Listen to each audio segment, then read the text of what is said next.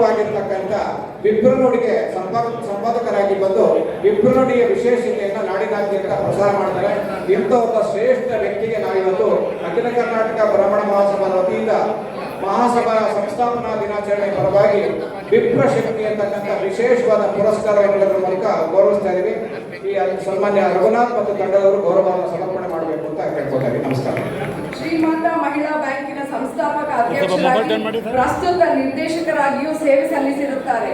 ಅಖಿಲ ಕರ್ನಾಟಕ ಬ್ರಾಹ್ಮಣ ಮಹಾಸಭಾದ ಹಿರಿಯರಾದ ಶ್ರೀಮತಿ ಪದ್ಮಾ ಶೇಷಾದ್ರಿ ಅವರನ್ನು ಮಹಾಸಭಾದ ಸಂಸ್ಥಾಪನಾ ದಿನಾಚರಣೆ ದಿನದಂದು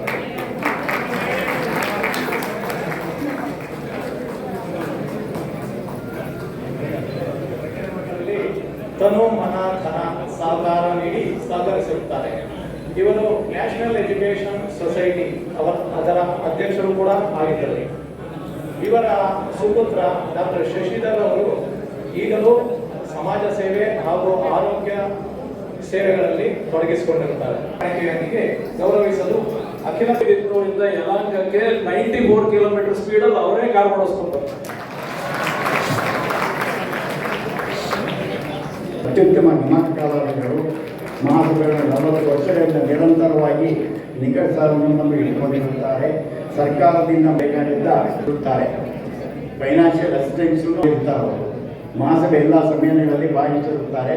ಅಖಿಲ ಕರ್ನಾಟಕ ಮಹಾಸಭಾದ ಹಿರಿಯರಾದ ಡಾಕ್ಟರ್ ಎಂ.ವಿ. ಪ್ರಸನ್ನ ಅವರನ್ನು ಮಹಾಸಭಾದ ಸಂಸ್ಥಾಪನಾ ದಿನಾಚರಣೆ ದಿನದಂದು ವಿಪ್ರಶಕ್ತಿ ನೆನಪಿನ ಕಾಣಿಕೆಯೊಂದಿಗೆ ಗೌರವಿಸಲು ಅಖಿಲ ಕರ್ನಾಟಕ ಬ್ರಾಹ್ಮಣ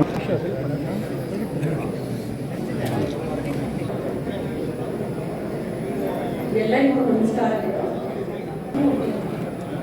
ಶ್ರೀ ಕೃಷ್ಣಮೂರ್ತಿ SR ಬೆಂಗಳೂರು ಇದರ ಪರಿಚಯ ಮಹಾಸಭೆಯ ಕೇಂದ್ರ ಕಾರ್ಯಕಾರಿ ಸಮಿತಿಯ ಸದಸ್ಯರಾಗಿ ಬಸವನಗುಡಿ ಬ್ರಾಹ್ಮಣ ಸಭಾದ ಅಧ್ಯಕ್ಷರಾಗಿ ಸೇವೆ ಸಲ್ಲಿಸುತ್ತಾರೆ. ಕಾರ್ಪಸ್ ಫಂಡ್ಗೆ ದೇಣಿಗೆ ನೀಡುತ್ತಾರೆ. ಶ್ರೀಯುತರು ಮಹಾಸಭಾ ಸಂಘಟನೆಗೆ ಸೇವೆ ಸಲ್ಲಿಸಿದ್ದಾರೆ.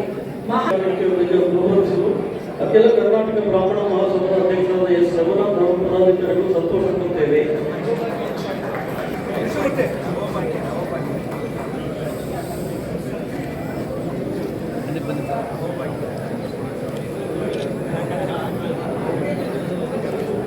ಶ್ರೀ ಡಿ ಪ್ರಕಾಶ್ ಅವರಿಗೆ ಧನ್ಯವಾದಗಳು.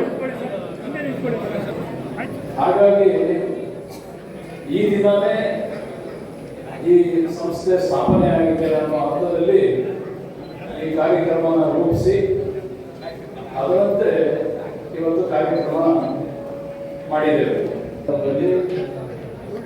ಮೊದಲನೇ ಸಂಸ್ಥೆ ಸ್ಥಾಪನೆ ಆಗಬೇಕಾದಂಥ ಸಂದರ್ಭದಲ್ಲಿ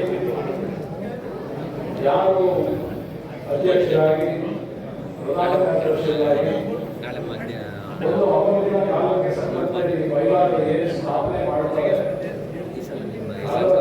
ಯಾವತ್ತು ಬಂದಿರ್ತಾರೆ ಅವತ್ತಿನ ದಿನ ಮಾಡಬೇಕು ಅಂತ ಆಲೋಚನೆ ಮಾಡಿದ್ವಿ. ರಿಜಿಸ್ಟ್ರೇಷನ್ ಮಾಡೋದು ಬೇರೆ ದಿನ, ಆದ್ರೆ ದಾಖಲೆ ಬರೆಯೋದೇ ಬೇರೆ ದಿನ ಇರುತ್ತೆ.